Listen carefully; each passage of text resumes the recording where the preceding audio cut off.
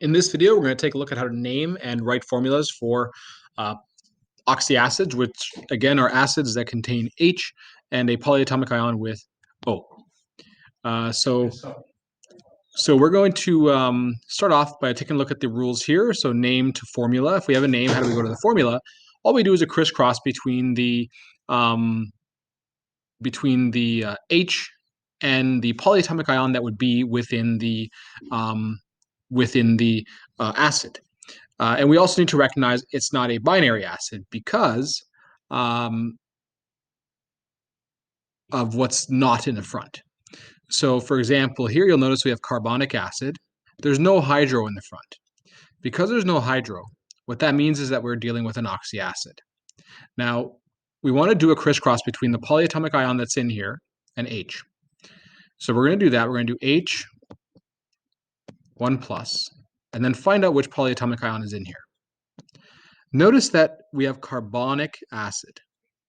So in the name of an acid like this, if you have carbonic, what that means is if there's an ick here, there was an 8 before. So carbonic came from carbonate. So this would be the carbonate ion, CO3, 2 minus. You can crisscross it.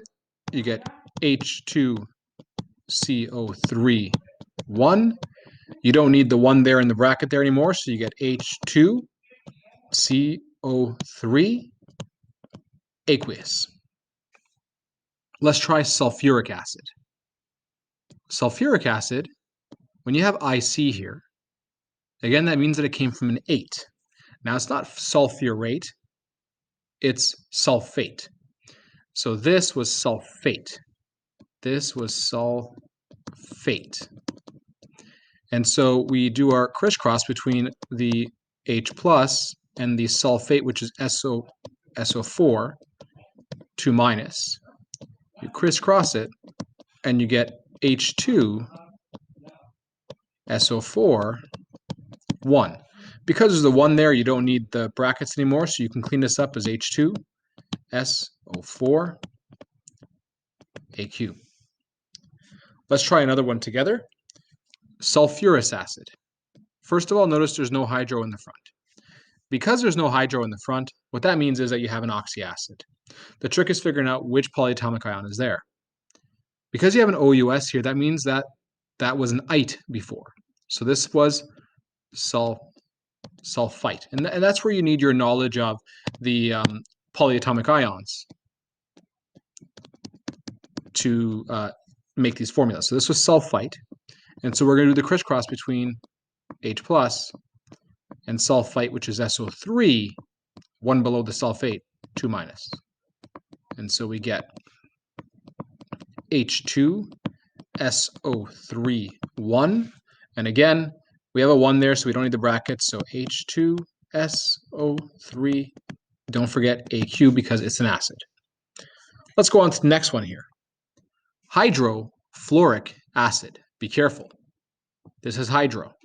Because this is hydro, this we know is a binary acid. So it's one of those regular acids with the 2 elements only. 1 plus. Fluoric means it came from fluorine. 1 minus. Crisscross it. You get H1F1. That's a 1 here. Let's just make that more. H1F1. And again, we can clean it up to get HF, AQ. So be careful because I had hydro in the front. That was binary. Now, let's take a look at fluoric acid. No hydro in the front. So we know it's an oxyacid with a polyatomic ion. Which polyatomic ion is it? Well, it had ick here. So this came from fluorate. Fluorate. So we're doing the crisscross between H1 plus and fluorate, which is FO3, 1 minus, because it's similar to bromate, BrO3, 1 minus, and similar to chlorate. And so we get HFO3, 1 there. We can clean this up by just putting HFO3,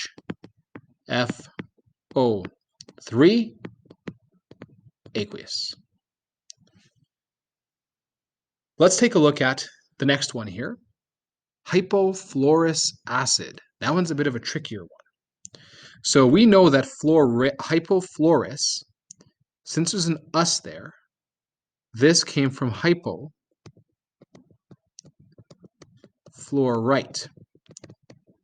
Not fluoride, oops, fluorite. That looks confusing because didn't I say if there's a prefix in the front that, well, it's a binary? Well, no. If there's a hydro prefix, yes, it's binary. But this is a hypo prefix from the altered polyatomic ions. So remember that fluorate is FO3 minus 1. Fluorite is FO2 minus 1. So hypofluorite is FO minus 1.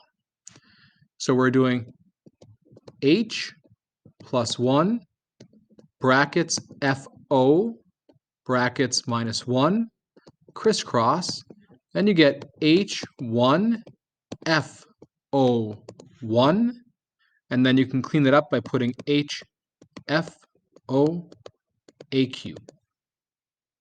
And now we do perchloric acid. So perchloric, ic means that this came from perchlorate. Remember that chlorate was or is ClO3 minus. The per part means we add an O. So perchlorate is ClO4 minus. So we have H plus, then bracket ClO4 1 minus, crisscross, and we get H1 ClO4 1. You can clean it up by putting HClO4, and that there is aqueous as well because it's an acid. So again, this was not a binary acid because there was no hydro in the front. So just pay attention to your prefix if it's there or not, confirm it's an oxyacid, and figure out which polyatomic ion you have by realizing that ic came from 8 and us came from ite. Ite, not ide. Ite. I-T-E, not D. Ite. So now that we know that, going from the formulas to the names will be fairly straightforward. If you have a formula, you look at the polyatomic ion and replace its ending by either ic or us. If it's a polyatomic ion that ended in 8, it becomes ic. And if it ended in ite, it becomes OUS. Do not use hydro because it's not a binary acid, and you can put the word acid at the end. So for example, and I'll do the first few and then you can try some on your own, pause it and try it on your own. Here we have HNO3, aqueous. So this was nitrate. So nitrate becomes nitric. So this is nitric acid. HNO2AQ. NO2 is nitrite. So let's just put that there, nitrite. Because that's nitrite, this becomes nitrous acid. Let's do a few. I'm going to skip to HClO3 here for now. ClO3 is chlorate. So this becomes chloric acid. No hydro in the front. Now here we have HClOAQ. Be careful here. ClO3 is chlorate. So I'm just going to show you the derivation here. ClO3 1 minus is chlorate. Chlorite is ClO2 1 minus. One below that, ClO 1 minus, is hypochlorite. So this is hypochlorite, which means that this becomes hypochlorous,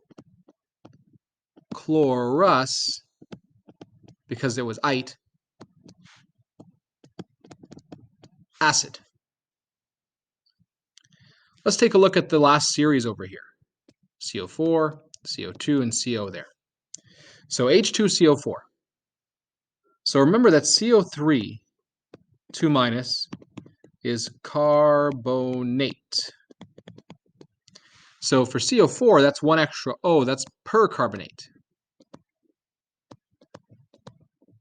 Percarbonate.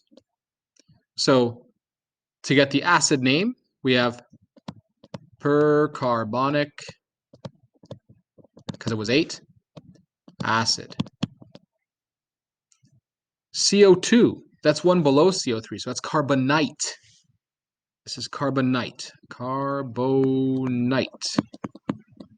So the ending becomes OUS. So this is carbonous acid. And then finally, we have one below carbonite, and that would be hypo, not hydro, hypocarbonite. And so that would become hypocarbonous acid. So in this video, we learned how to name oxyacids using ic and us endings and also altered polyatomic ions. We also learned how to write formulas for oxyacids from the name. It's important to look that there's no hydro to confirm it's oxyacid.